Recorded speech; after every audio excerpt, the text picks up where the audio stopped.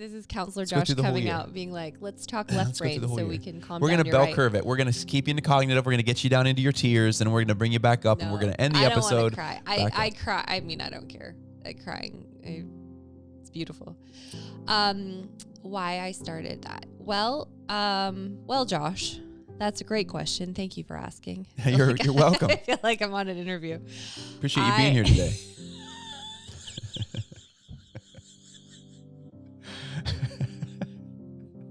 I love that you love my jokes.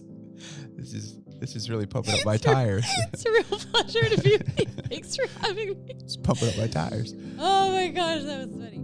I won't lose hope in the night when the fire's growing dim. I'll just let go and I'll try. Help me walk this road and find my way back home.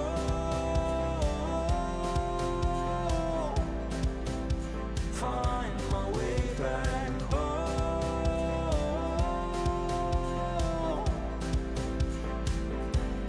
Find my way home. Welcome back to the Famous at Home podcast. It is such a joy to be with you guys today. We are in the middle of two different seasons, season 5, getting ready to launch season 6 here in just a few weeks. And if you've followed the podcast for any length of time, you'll see a pattern where we either take a break a little bit in between seasons or we do standalone episodes. Today is one of those where we are doing that. We're in the middle of summer here. We got a lot of moving parts ourselves here at Famous at Home. Christi and I are it's been a beautiful season for us. We are in the middle of a number of different marriage intensives this summer, which has been beautiful to be a part of. And if you want to check out Marriage Intensive or even our marriage coaching online, we would love for you to check that out. We'll put those links in the show notes to just sign up, get some details, and we will be in touch with you there. Today, what we're doing is we are replaying an interview that I did with Christi, actually, on the tender and fierce heart of a woman. And the reason we're replaying this is because it was one of our most listened to episodes. And there's a lot of people, a lot of you who are new to our podcast and who are going, "Hey, what is tender and fierce, and what is the heart behind it, and how can we learn more about it?" And this interview that I did with Christi last year really gets into her heart behind Tender and Fierce, how it got started, what it's all about, what the cohort's about, what the retreat's about, and really what you get as part of going through it and how it serves you. It really answers the question, is this for me? And so, and even if Tender and Fierce or the course or the retreat or anything like that is not something that you're ready to do, or you don't even necessarily think it's necessary for where you're at in your own journey, this episode alone, I genuinely believe, will bless your heart. It will bless your soul. Christi's heart is so, I've got to have a front row seat to the journey of Tender and Fierce, how it got started. And it's a privilege to, as her husband, to walk alongside her in that. And so we just want to invite you into that today. Again, this is a replay of an interview that we did. I will say we have our fall cohort coming up, and registration is open. And the deadline for registration is in August. I don't know the exact date. I'll put that in the show notes today, but I believe it's the end of August. It starts 1st of September, right away in September. And so we would love for you to be a part of that cohort coming up. The details are at the website in the show notes for the Tender and Fierce fall cohort. That fall cohort, by the way, if you go through that or you've been through a Tender and Fierce cohort in the past, the retreat is also coming up in November. And you need to go through Tender and Fierce, through the cohort, in order to have an understanding of the language and the process and all that before you come to the retreat. So the retreat is for those who have attended a cohort. But if you hit the fall cohort, you'll be able to come to the fall retreat as well. Again, if you have questions, check out the show notes today and we'll be in touch on that. But just wanted to update you on a few things happening here at Famous at Home. Again, we got the marriage cohorts, we've got marriage intensives, we also got the Tender and Fierce cohort coming up this fall, and would love for you to check those out. I'm not going to take any more of your time. I want to introduce you now to the interview that I did with my beautiful bride, Christi. Okay, so let's go all the way back to March of last year. Yep. Maybe it was February. I can't even remember. You launched for the first time last spring, the first Tender and Fierce cohort. Yes. Why did you start that to begin with? You just let go. Like, you're on your own, I'm kid. throwing you in your cognitive. I want to throw you in your cognitive to start. This is left Let's brain. let's go through the whole year. This is this is Counselor Let's go Josh through the whole coming year. out, being like, let's talk left Let's go through brain the whole so year. we can calm We're down. gonna bell curve it. We're gonna keep you in the cognitive. We're gonna get you down into your tears, and we're gonna bring you back up, and we're gonna end the episode. I don't want to cry. I cry. I mean, I don't care. Crying. It's beautiful. Why I started that? Well, Josh, that's a great question. Thank you for asking. You're welcome. I feel like I'm on an interview. Appreciate you being here today.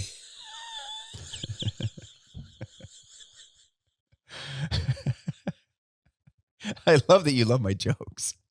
This is really pumping up my tires. It's a real pleasure to be with you. Thanks for having me. It's pumping up my tires. Oh my gosh, that was funny. Okay. Why did I do it? I don't know. Because the Lord told me to, and I would have been disobedient if I didn't. No, I have always okay. Let's go back to the beginning. I have a heart for women. I have a heart for the power and the authority that women carry and yet are muzzled. I've found I was repeating myself again and again and again when I would work with women one-on-one, which I love, by the way, like love. And my background, I did cognitive behavioral therapy. I did with actually chronic pain patients is how I started, but then moved into somatic work, which is body-based work. Found I loved that. A lot of like spiritual direction stuff sort of infused with all of that. But I was working with women one-on-one, and I would find myself saying the same things again and again and again. Or I'd find myself saying, man, I wish you had just heard like this last session I just got off because obviously I can't say anything, but it's like, I wish that they had been a part of like a fly on the wall to be in that conversation, to realize they're literally dealing with the same things. Or I wish you had seen her walk through it in this way, because it would have been the thing that unlocked, this woman. And we've done a lot of group stuff in the past. And the power of group, if you're familiar with like a group model, is that there really is power within the group that's bigger than what an individual holds. And the transformation that can happen within a group is incredible, because God really does heal us in relationship. We are wounded in relationship and we heal in relationship. And so births in me this idea of like, if this needs to be a group, like I need to be able to bring these women together so they can hear all of the same things and be on the same page, and then they get to grow and heal together in community. And so birthed this idea of doing a group. And over, I don't even remember how long it was, but I just remember the Lord saying, I want to co-create with you in real time. And so every week we launched Tender and Fierce, and the Lord gave me that name. That wasn't something I came up with. And I remember when you came to me and saying Tender and Fierce, and I was like, what is that? And you're like, that's the name of the thing I'm supposed to start. Yeah. I wrote it down in my journal. I heard Tender and Fierce, and I wrote it down. I was like, oh, okay, yeah, that's good. And then the Lord was like, no, that's the name. And I was like, oh, that's even better. I love it. I love it so much. Great. I find naming things are so hard, but God's really good at it. So he is the one who names things. So it was called Tender and Fierce. And I realized it's this juxtaposition where I think as women, we've become hardened we start with tender hearts, and then we become hardened. And then we also lose our fierceness, like this mama bear, tiger, like we use those analogies all the time. And yet you see in culture so many women who are numb and apathetic and can't feel and can't tell you the last time they felt joy. It's not the same. And so I realized it is this beautiful building of both, where we need to return to the tenderness of our hearts. That's, I think, so much of the beauty of not just being a woman, but also being a wife, a friend, a mother, And then also the fierceness of, spiritual like authority over your home, over your own life, over your own heart, over your marriage. What does that look like? We've given that up in a lot of ways. And so what does that look like to find together in a way that encompasses all of it? It's not just spiritual. It's not just like left brain, like understanding of God, or even scriptural. Like we dive into the word, and yet that's left brain, but how do we actually incorporate right brain, which is the experiential here and now, how I'm actually experiencing God, how I'm experiencing myself, my own emotions, me in relationship with other people. How do I do that? And then process that through like somatically through the body, which I've just found is an incredible bridge into both. And that's why I've used that. But what is and so what is, if someone's they're like questioning, well, should I join this group? Is it Yes. it for me? Yes. What am I going to get out of this? Right. I think my question is because I've seen the women's testimony. I it's remarkable. I'm the biggest fan of this entire thing. I'm like, man, why, we need more of this in the world. Yeah. And, I think what do you hope that women get out of this? What do you hope is their takeaway? Okay, so my prayer from the beginning has been that they would come and to receive everything that they have asked the Lord for, which I know is a big prayer. But that's been my prayer over even my own life, like that I would be an answer to someone's prayers. Like, Lord, use me to answer someone's prayers. So whatever the cry of your heart is, I pray that it answers that. That's at the bottom of it. That's true. So for a lot of women, it's freedom. I want to feel free. I want to be free. I want to feel peace. I want to feel joy. I want to be freed of the insecurity, fear, shame. I want to know what I'm called to and walk boldly in it. Then okay. And Tender and Fierce covers all of that. And what I've seen now, we've had 2 cohorts go through, and then we did a retreat just a few weeks ago. And I will cry, because the 8 weeks are powerful, and most of the teaching is done in the 8 weeks. So we do teaching, and then we do experiential stuff. So this isn't just left brain. This is then incorporating right brain, where it's encounter with God. It is doing somatic work, so body-based, actual practical things. Learning how to regulate the nervous system, learning about the nervous system, what state of the nervous system you're in.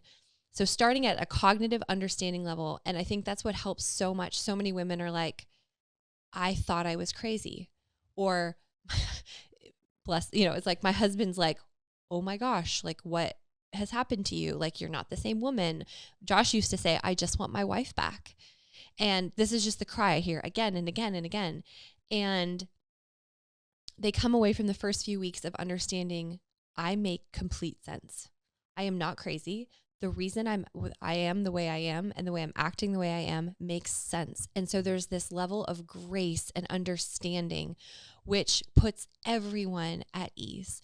Because a lot of the time there's a lot of fear surrounding it. Like, what's going on with me? What's wrong with me?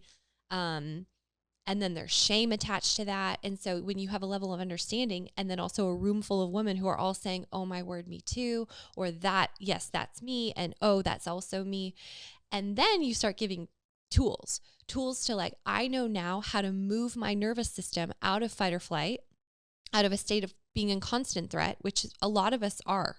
We're stuck in that state. And I know how to move out of it. I know how to move toward regulation. And we spend a lot of time doing that. We do that with somatic practice. We also do that with experiential, it's encounter with God. And then when Jesus actually comes in and we go into encounters with him, and he tells you who you are, he replaces the wounds, the voids, the places in us that are lacking. And he exchanges things and gives you something else, because that's literally, he is a redeemer, which means he gets to replace and redeem everything that has done to us, that we've done. And it's like, hand us back the things, the redeemed version, the redeemed gifts, anointings, all the things that he wants us to carry into our life, because we have callings and we have things that we need to go do. And until you're set free to do them, I just think that's the enemy's ploy, is let's just hold all these women back everything is based on the Isaiah 61, where it is, God has come, and it's a prophetic word about Jesus, that Jesus was the one sent to bind up the brokenhearted and set the captives free. And we go through that entire passage of how then we become, actually it talks about later, as righteous trees planted by the Lord to glorify him. And we cannot be the righteous trees planted by the Lord. A lot of us don't even feel planted. We feel so tossed about. We do not feel established. We don't feel our root systems. We don't actually feel the substance of which we were made, and the authority that you carry and the gifting that you carry. And you start to watch, it's like the Holy Spirit just comes and sweeps through the room, and women, he just sets people free. And that is what we've watched happen with Tender and Fierce. And I really believe it's become a beautiful, almost like symphony, like it's like a written like tapestry sort of, where God's weaved together what we know in ministry world and in church world that's beautiful and safe. And I hear that word a lot, that this feels safe. Like I've encountered stuff within the church before, and it's hurt me, whether that be deliverance, prophetic words, things that like came and they didn't land well. They actually hurt. They were like barbed. And that this was safe, and this actually replaced and redeemed a lot of that. Or also we live in the counseling space of, where does emotion come into play? Where does generational stuff come into play? Where does we talked about the sins of the fathers passed down to the third and fourth generation, but blessing to the 1000th generation. And so what I've seen is these women, it's like breaking generational curses that show up in, what often lands people in counseling offices and ends up being as diagnoses. And it was never yours to carry. It's not yours. And so breaking off a lot of that stuff. And then we follow it up with the retreat. So for those that can attend in person, and obviously we can only do this, a couple times a year. And so for those that were able to attend in person, it was sort of. So before you jump into that, let me ask this question. You kind of, am I jumping all over the place? No, you're just in a pretty solid monologue there of processing. And I thought maybe I could join the conversation at some point too. I forgot you were here. Hi. And I don't know if that's me being a bad interviewer or me just being a respectful husband and making sure that I don't cut my wife off. But you're just kind of going on there. Sorry. Is this only for wives and mothers? No. We've had single women, and this is for women. If you are a woman, then it's for you. I will say I would not do this for younger women yet. Like young, I would 20s and up. This is before. Not and I would teenagers. say, and I would say too, part of this is, for us at Famous at Home, and you've heard us, if you've listened to season 1, we're all about finding your way back home to the Father. And Famous at Home has a double entendre that we're not just famous in our earthly home. We want to be we already are famous in our heavenly home. Yeah. And to be famous in our earthly home is a reflection of how well we've received love. 1 John 4, we love because he first loved us. And so we want, part of this is an invitation back to the Father's heart for you. Mm-hmm. And that's why, so whether you're single, maybe you're looking for a husband, maybe you're not. Maybe you're just, you're content with where you're at. You're called to be where you are. But you want to know the Father's love. We all need to know the Father's love. And so, and you've had, grandparents be a part of this, and mothers and daughters, sisters. So I think that's the other component that I wanted to share. And then, so you're talking about the tender and fierce heart of a woman. Why would a woman want to come to the in-person retreat? Why did you do that? What was that about? And originally I didn't know that we wanted to do that. It was that we ask after every cohort. We did a survey. That's right. Yep. We do a survey just to say how this impacted you. What can we make better? What do you want? What do you need now? What do you want from this? And a lot asked for a 2.0, the next, now what? Keep going. And in terms of spiritual giftings and that kind of thing. And a lot asked for a retreat, like an in-person experience where we actually get to be together in real person. And that's always our heart. It changes. Zoom is remarkably powerful, I will say. So we will do field experience and Tender and Fierce on Zoom. And it's remarkably powerful in what happens actually. So I'm not like, no shade on that. And it works. I mean, praise God for it, that we can bring people from different countries. Like we've had people from all over, and we all gather and it's like we're in one room in a lot of ways. But to actually physically be in one room was, to hug someone, just beautiful. Yeah, and the reason that we limit the retreat to we call it alumni. So Tender and Fierce alumni. If you've gone through the first 8 weeks, is because all the foundation is laid. So we are all coming in with the same understanding. There's very little teaching, because nothing really needs to be taught. It then becomes ministry. It then becomes experience. It then becomes like true getting to do work with women. And when I say work, I mean like the emotional, the deep stuff, like go to the deep places and not have to just like talk about, left brain content that I think we're often used to, in conferences or retreat type settings. This really becomes the ministry. Where you're taking notes or something. This is truly ministry time. And so that's why we do that. But and it's a beautiful, trusted space now, because women know how to be with one another, that we're not trying to fix it. I'm not trying to like slap a Bible verse on it. I'm not trying to give you advice. We don't do any of that. I'm not trying to even help you. I think so often we think that we have to come and be something for someone else, like, oh, she needs this, and we have to like step in, and that's not your role. It's literally being with one another as God does it. That's his job. He's healer. And we get to step into that with other women and to just stand alongside them, and it's transformational. What I find so fascinating, okay, so for the women who can't do Tender and Fierce this time around, for the women who are just listening to the podcast and are saying, I wish I could join right now. I can't. Yeah. Maybe I can join in the future, but I'm not even sure about that. Talk to that woman right now about how can she be tender and fierce? Ooh. Help her awaken her heart a little bit. Again, not that you do it, but the Spirit of God in her. Yeah. So I would say to go back to like last week's episode, if you haven't listened to that, where we talked about curiosity. So I would always start with curiosity. That's literally the basis of, not the basis, maybe it's the approach that I would say to anything new. Approach with curiosity. Otherwise, it's deemed as a threat. And so if tenderness, even the word, offends you, I would like, that makes me like want to stand up and clap, because like, why? This is so great. Like I'm so curious. Like, why does even the thought of tenderness like offend me, make me want to like gag? Maybe fierceness makes you. Maybe the concept of that is like, ugh. Can I just be curious? Like, why? I wonder what that's about. Because even just that little drop into curiosity causes an opening into that space where now God can start to move and start to give you discernment and wisdom into what is that for you.